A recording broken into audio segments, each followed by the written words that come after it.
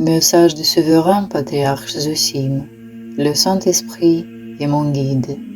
Troisième partie. Seigneur, bénis-nous. La souffrance même de notre Seigneur Jésus-Christ a accordé aux croyants le baptême du Saint-Esprit.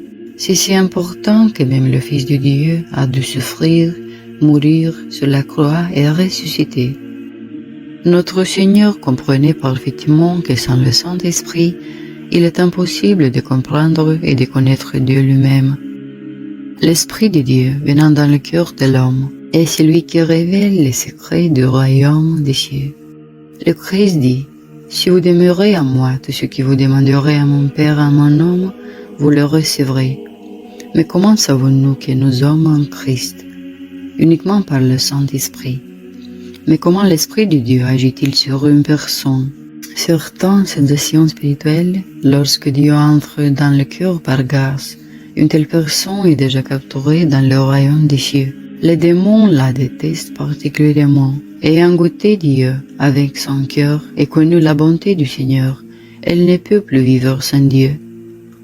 Lorsqu'il perd, il pleure, et lorsqu'il retrouve, il se réjouit comme un petit enfant ou comme une épouse fidèle qui a longtemps attendu son époux et qui ne peut se lasser de le regarder et de se réjouir. On dit de ces personnes que la graine du saint baptême, plantée dans leur cœur, a germé car la carapace endurcie et pécheresse du cœur a percé. Les germes de la graine du baptême, en transperçant le cœur, ont permis à la lumière de Dieu de pénétrer en l'homme, au plus profond de lui-même, au plus profond de son âme. À ce moment-là, survient la prise de conscience expérimentale que notre Seigneur est vivant. Le feu du Saint-Esprit s'allume dans le cœur et tout ce qu'une personne éprouve et ressent à cet instant est difficile à exprimer par des mots. Pour d'autres, qui sont seulement en chemin vers cet état merveilleux du cœur, le Seigneur n'entrait pas dans le cœur lui-même, mais touche seulement certaines forces de l'âme, procurant aux croyants trépieux des sensations spirituelles, comme une certaine paix après la prière, le sentiment que le Seigneur ne l'abandonne pas, etc. Par exemple, lorsque l'état d'irritabilité de l'âme s'apaise et qu'il l'âme réagit moins douloureusement à quelque chose de négatif, c'est-à-dire lorsque le diable agit toujours par l'intermédiaire des terminaisons nerveuses pour irriter l'homme. Alors, avec l'aide de Dieu, il n'a plus d'influence puissante sur l'homme. Ces deux états, lorsque le feu de la grâce brûle au plus profond du cœur et lorsque le Seigneur touche par sa grâce certaines forces de l'âme, sont deux états totalement différents. On ne peut être qualifié de spirituel que lorsque le feu de la grâce du Saint-Esprit brûle en son cœur, tandis que d'autres n'en sont qu'au début, le cœur obscurci, encore aveugle. Nombre d'entre eux ignorant même que le Saint-Esprit peut et doit brûler en eux, car le Christ a souffert précisément pour cela, afin que ce feu s'allume dans le cœur de chaque chrétien. Mais le problème est que ceux qui sont en chemin et ne comprennent pas le grand dessein de Dieu, avant même que le feu ne s'allume en eux, se prennent pour des spirituels, essayant ainsi d'occuper des chairs, de donner des conseils, d'écrire des livres sur le salut, dans une profonde illusion. Tels sont les blasphémateurs de l'œuvre même de Jésus-Christ, notre Dieu.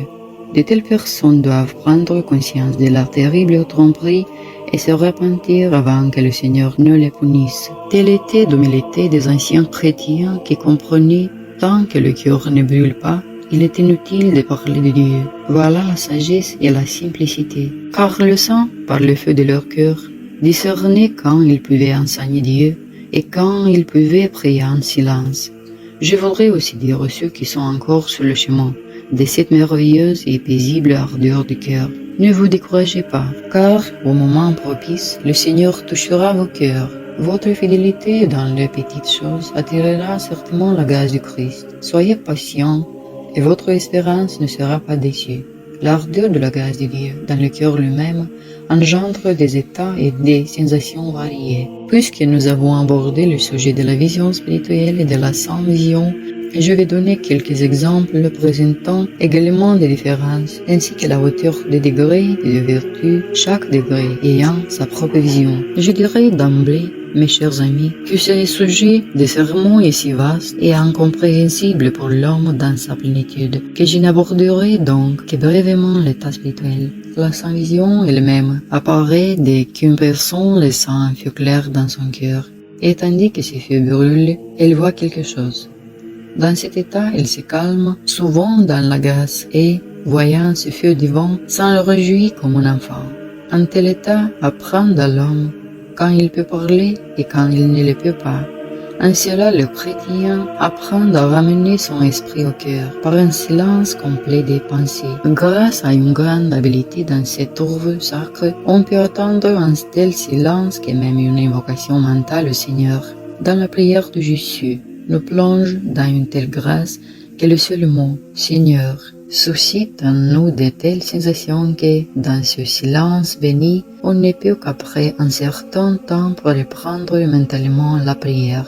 On pourrait en dire long sur cet état d'âme et cet état béni du cœur, et écrire des volumes entiers, car par amour pour ce feu merveilleux du Saint-Esprit, les chrétiens ont fui la vanité du monde vers les déserts et les cavernes pour acquérir la prière de Jésus. Mais le Seigneur est si généreux et miséricordieux que malgré ce grand trésor des feux du cœur et des silences bénis, il ne s'arrête pas et accorde de nombreux autres dons spirituels, élevant l'homme toujours plus haut vers le royaume des cieux. Ainsi, par une foi vivante, nous atteindrons un autre niveau de vision spirituelle. La vision de la foi peut être différente. Je donnerai également des exemples simples. La foi se manifeste dans la prière elle-même. Supposons que nous demandions quelque chose à Dieu et que le Christ, dans le Saint-Esprit, par une foi vivante, proclame qu'il nous attend d'eux. Dans cet état, l'homme se réjouit et est heureux, même si cela ne s'est pas encore produit, car pour Dieu, tout y est déjà accompli. La foi vivante voit si loin qu'il pénètre tout le temps,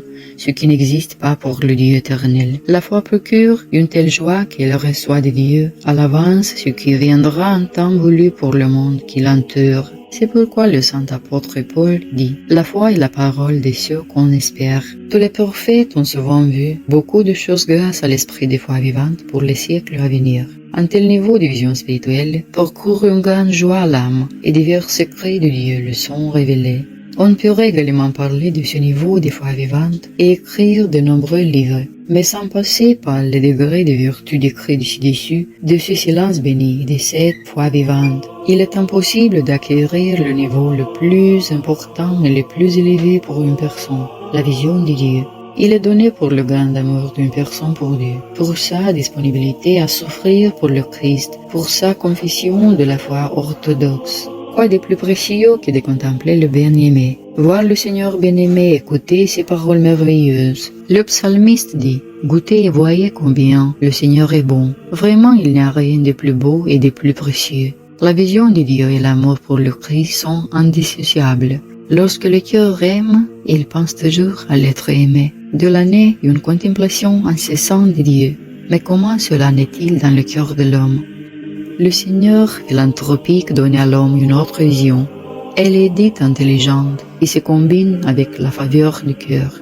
Dans cette vision intelligente, l'homme par une foi vivante voit Dieu lui-même, la mère de Dieu, les puissances du ciel et tous les saints, quand et comme Dieu le veut.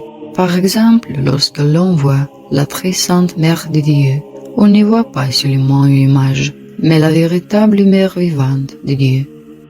La vision intelligente de Dieu permet à l'esprit et au cœur de contempler la beauté intérieure de la Mère de Dieu, sa générosité, son amour pour Dieu et pour l'humanité. Il est impossible de décrire toute sa beauté surnaturelle. Si l'on reçoit la possibilité de voir la Mère de Dieu, cela signifie toujours « Demandez ce que vous voulez et vous recevrez ». On ne se réjouit, on pleure et on s'émerveille à ces visions merveilleuses. Le cœur est instantanément rempli d'amour pour la Mère de Dieu, et il ne l'oubliera jamais.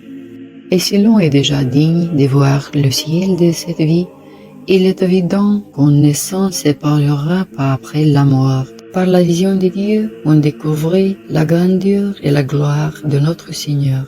Et plus on en sait, plus on a soif d'aimer le Christ. Et puisque le Seigneur est incompréhensible, les âmes qui aiment Dieu grandiront éternellement dans l'amour et la vision de Dieu. Tel est le grand bonheur offert aux hommes par la passion du Christ.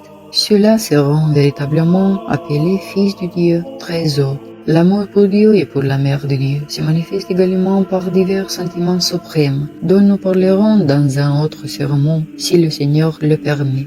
L'Esprit de Dieu lui-même et la bonne Dieu m'ont fait connaître lui-même et la très pure Mère de Dieu depuis de nombreuses années, que j'ai si ardemment soif d'aimer toujours plus. Cette bénédiction de la sainte vision de Dieu et de son amour est pour moi le but le plus important de ma vie. C'est pourquoi les prophéties que loin sera préservée par Dieu de toute hérésie et de toute trahison, afin que rien ne vienne entraver l'onction du Saint-Esprit bien avant le rite du couronnement. Par exemple, le Christ-Dieu n'avait pas particulièrement besoin d'être baptisé dans le Jourdain pour recevoir le Saint-Esprit. Notre saint Jean-Baptiste l'avait compris.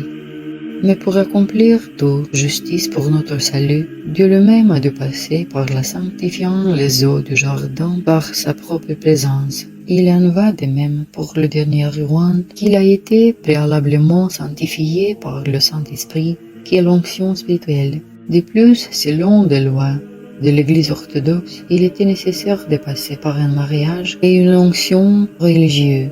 Mais pour Dieu, l'onction spirituelle du Tsar, l'onction du Saint-Esprit, était plus importante car tous les rites, y compris les sacrements, ne se déroulant pas avec l'aide du Saint-Esprit.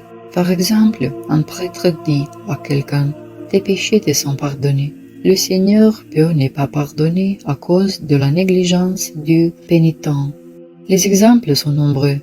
Je dis tout cela parce que les gens, étant spirituels, discutent davantage des affaires extérieures que des affaires intérieures, discutant du couronnement extérieur de l'Église, oubliant l'essentiel. L'onction du Saint-Esprit, ces faits merveilleux du cœur, cette foi vivante, cette confession et cette sainte vision de Dieu, qui se manifeste lorsque le Seigneur le veut. C'est pourquoi on dit que Dieu choisit le Tsar, indépendamment de l'opinion de ceux qui s'opposent à lui.